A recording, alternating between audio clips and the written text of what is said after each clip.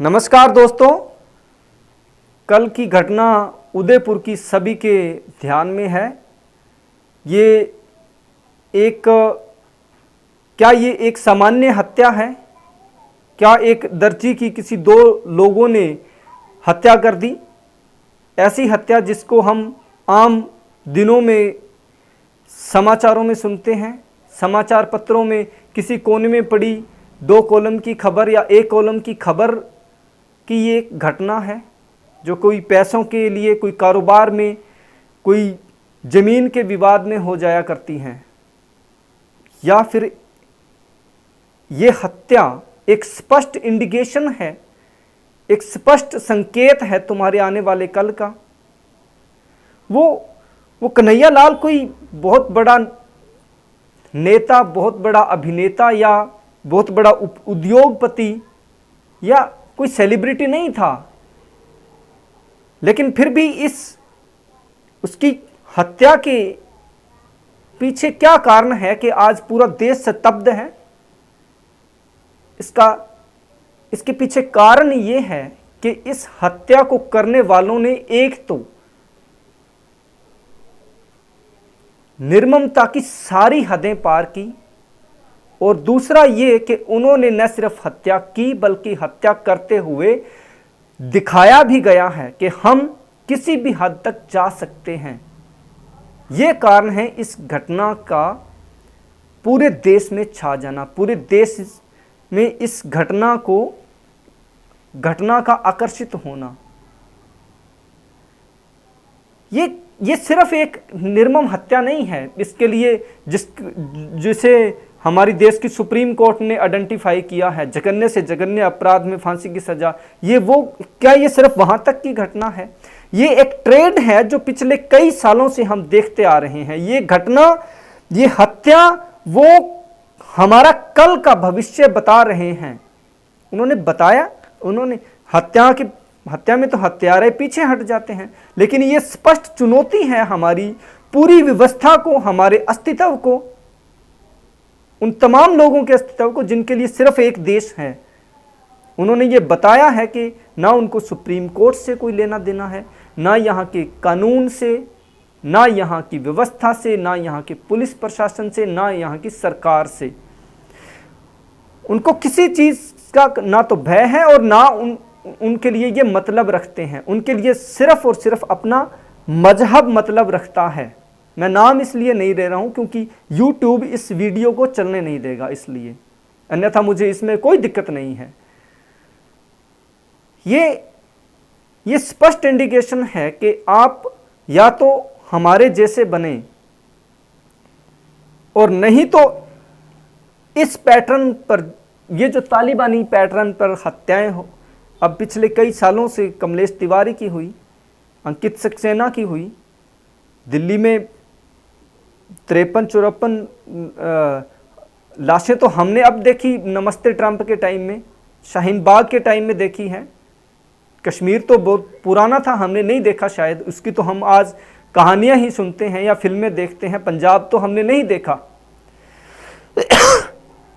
लेकिन ये तो हमारे सामने अब आज की घटनाएं हैं।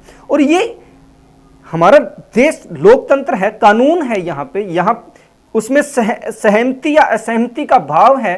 क्या अब ये हालात आ गए हैं एक समुदाय के, उनकी यहाँ तक मानसिकता आ गई है कि अब आप उनसे असहमत भाव प्रकट भी नहीं कर सकते हैं। उनके साथ आप अपना फेसबुक पर कोई पोस्ट भी नहीं लिख सकेंगे, अपने कोई स्टेटस लगा दिया और वो इनके खिलाफ नहीं है। वो किसी व्यक्ति का समर्थन हो सकता है, वो किसी व्यक्ति के समर्थन या विरोध में लिखा जा सकता है, क्या नहीं लिखा जाता है। लेकिन इसके लिए जिम्मेदार न सिर्फ वो समाज है, बल्कि इसके लिए जिम्मेदार आज की निकम्मी व्यवस्था भी है। नुपुर शर्मा का केस आपके सामने है। ऐसा कौन सा हमारे देश में कब, कौन सी डिबेट में क्या कुछ नहीं बोला जाता है। फिर नुपुर शर्मा ने तो माफ़ी भी मांग ली थी, लेकिन उसके लिए क्या स्लोगन लग रहे थे। इस घटना के पीछे वो ढीली कार्रवाई, वो नकारा व्यवस्था है हमारी कानून व्यवस्था, जिसने हजारों लाखों की उस भीड़ को खुली छूट दी सर कलम करने की धमकी देने वाली। क्या नारे लग रहे थे पिछले निपुर शर्मा के विरोध में, क्या नारे लग रहे थे? सर तन से जुदा। क्यों? हमारे सर तन से जुदा किस कानून में है? हमारे तो यहां जघन्य से जघन्य अपराध में भी फांसी दी जाती है, फिर सर तन से जुदा का लोग कहते हैं कि हिंदू मुस्लिम ना करो। ये क्या हो रहा था? ये सरेआम हमारी कानून व्यवस्था को चुनौती नहीं थी सर तन से जुदा। सर तन से जुदा हमारी किसी भी कानून में नहीं आता है। अगर किसी ने जघन्य से जघन्य अपराध किया भी है तो भी उसे कोर्ट है, पुलिस है, कानून के तहत सजा मिलेगी, और वो भी फांसी की सजा मिलेगी। सर तन से जुदा करने वाली, सर कलम करने वाली सजा हमारे यहाँ नहीं है। ये किन देशों में है?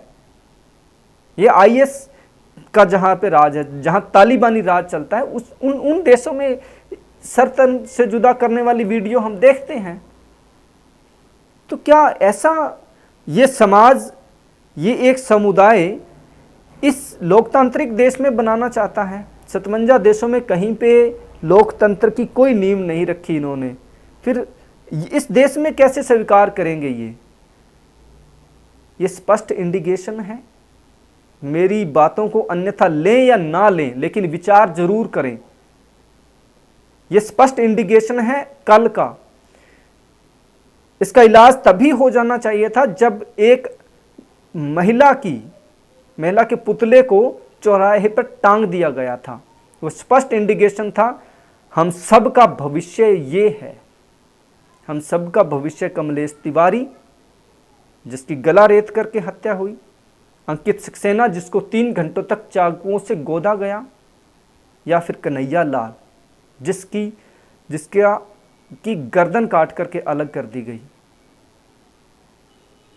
ये उन तमाम लोगों के लिए इंडिकेशन है जिनके लिए ये सिर्फ एक देश है दुनिया में, इसके अलावा उसके लिए कोई धरती नहीं है। और ये इसका पैटर्न बढ़ता जा रहा है, इन घटनाओं का पैटर्न कम नहीं हो रहा है। चाहे आप बुलडोजर चलाओ, उनको कोई फर्क नहीं पड़ता।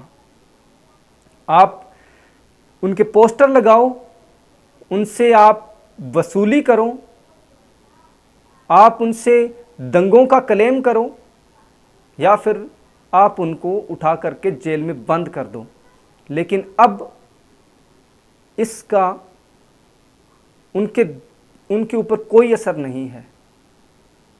और इसका स्पष्ट संकेत पिछले 1-1.5 साल में आपको देखने को मिलेगा। जब भगवा यात्राएं निकलती हैं, ये कैसे मतलब मानसिकता लेकर के जी रहे हैं हम, कि दूसरों का ना धर्म उनके लिए, ना इस देश का कानून व्यवस्था, तो दूसरी तरफ ना दूसरों का धर्म, दूसरों के देवी देवता, रीति रिवाज, तुम्हारे कर्म कांड, उनको कुछ पसंद नहीं है।